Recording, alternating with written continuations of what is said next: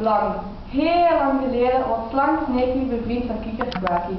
Als Slang Sneaky een feestje had, nodigde hij Kikker Quacky en diens familie altijd uit om te komen eten, drinken en om te dansen natuurlijk. Maar Kikker Quacky nodigde Slang Sneaky nooit uit. Kikker Quacky was in zijn hart jaloers op Slang Sneaky, die zo lang en zo slank was en in mooie gladde pakken rondliep. Bovendien was Slang Sneaky de beste danser van het dorp en dat vond Kikker Quacky het ergste.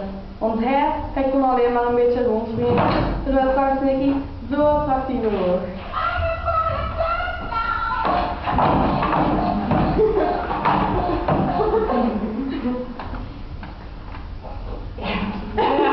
Kun je wel leren dansen zoals jij? Goed, natuurlijk. Kom elke week maar even avond bij mij op les. Een jaar lang ging Kikker Quacky elke week naar de dansles.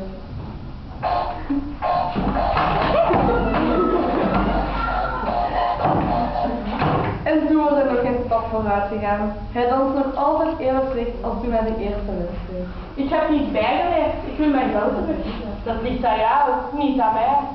Suste Slang Sneaky en hij weigerde het lesgeld terug te geven. Je bent een leraar van niets en jij bent een danser van niets. En zo gingen ze maar door. Kikker Quacky kwakte zo hard dat het hele bos kwam kijken wat er aan de hand was. Slang Sneaky wond zich ook verschrikkelijk op en later zei iedereen dat ze het hadden zien aankomen. Op een gegeven moment kon Slang Sneaky zich niet meer beheersen. Hij hopte naar adem, hij hopte naar Kikker Todo en dat sliep zijn lief. Vanaf die dag zijn de kikker zijn de slang en de kikker vijanden. De moraal van het verhaal is: waar een slang ook maar een kikker tegenkomt, stopt hij hem op.